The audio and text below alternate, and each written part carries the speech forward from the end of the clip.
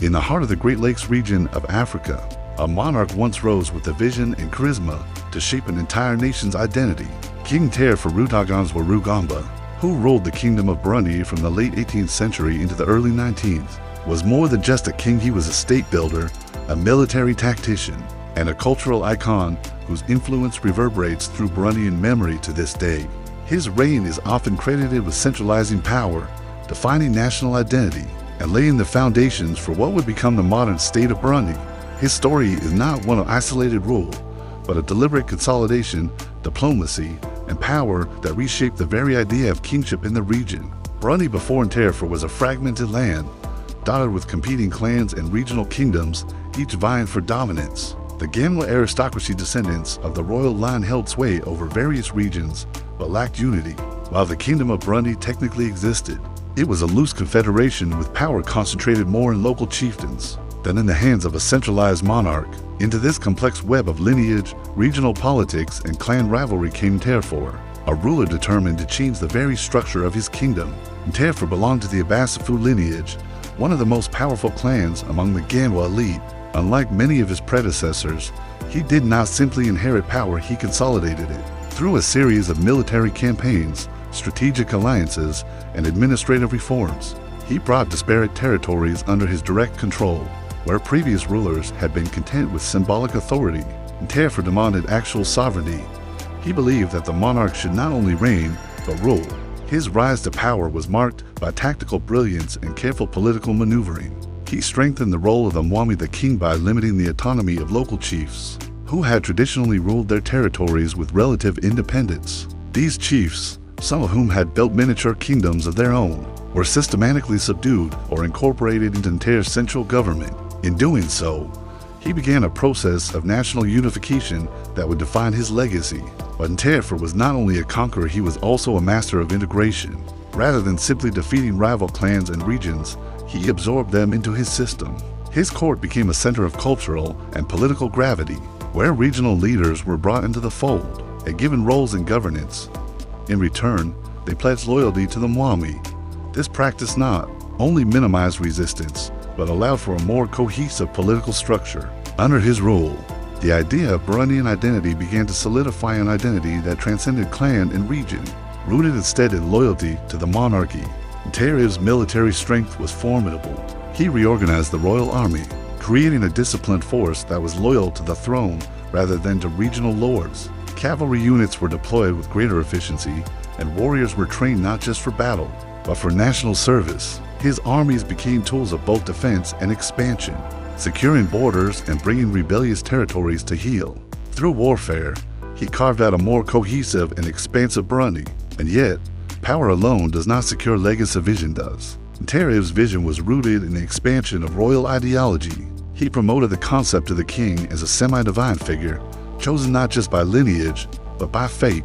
His rituals, court ceremonies, and use of sacred symbols reinforced this divine authority. In a kingdom where spiritual belief and political power were closely intertwined, this gave Ntare IV a unique position. He was not merely a political leader, he was a sacred one. One of his most important legacies was the expansion and institutionalization of the Ubashinganta system, a traditional council of elders, responsible for upholding justice and community balance. While this system predated his rule, Ntare IV formalized its integration into royal governance. These councils were used to mediate disputes, enforce customary law, and stabilize rural areas. By empowering local elders while maintaining centralized oversight, he created a hybrid system of governance that was both traditional and innovative. Ntare IV's rule was not without resistance. His centralization efforts disrupted the autonomy of powerful clans, and rebellions flared throughout his reign. But his strategic acumen prevailed. He used marriage alliances, hostage diplomacy, and cultural patronage to neutralize rivals. His court became a beacon of culture, where poetry, drumming, and royal rituals flourished. In this way, he not only subdued dissent, but elevated his reign as the zenith of Burundian civilization.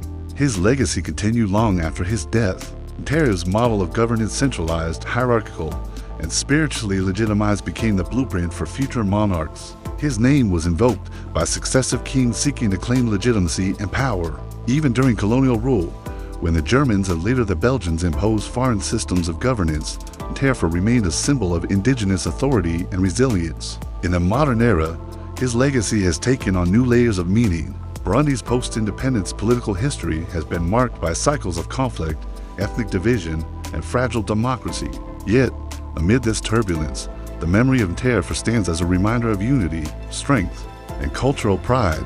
He is remembered as the father of the Burundian nation, a leader who brought order from chaos and vision from fragmentation. Even the 20th century monarch Ntare IV, who ruled briefly before being overthrown and assassinated in 1972, took his royal name in honor of Ntare for seeking to channel the authority and symbolism of the Greek Unifier. In this way, Ntare IV lives on not just in history books, but in the very language of Burundian statecraft. He is also honored in oral tradition, songs, and proverbs. Stories of his leadership, discipline, and wisdom are passed down through generations. Elders speak of how he stood tall against the ambitions of rival clans and brought peace to a divided land. His military exploits are recounted alongside tales of his just rulings and sacred rituals. To the Burundian people, he is not just a historical figure, he is an ancestral spirit whose legacy still guides the land. Ntare IV Rutaganzwa Rugamba stands among Africa's greatest nation builders, a man whose role fused sword and ceremony, warfare and wisdom, tradition and transformation. He proved that African kingship could be dynamic, centralized, and visionary. He showed that legitimacy could be earned not only through bloodline, but through action, reform, and cultural stewardship. At a time when African kingdoms were navigating internal rivalries, growing foreign interest, and the pressures of modernization, Ntare IV offered a model of indigenous statecraft rooted in African traditions yet responsive to the needs of the time. His reign remains a testament to the power of leadership shaped by purpose and unity. And so, when we speak of great African rulers of Mansa Musa's wealth, Shaka Zulu's warfare, or Sundiata's founding legend, we must also speak of Ntare's consolidation, integration, and vision. He turned a patchwork of regions into a centralized kingdom. He built a national identity from clan allegiances. He elevated the concept of kingship itself. He was a ruler not just of land, but of minds and hearts. This is the legacy of Ntare IV Rutaganzwa Rugamba, the king who built Burundi.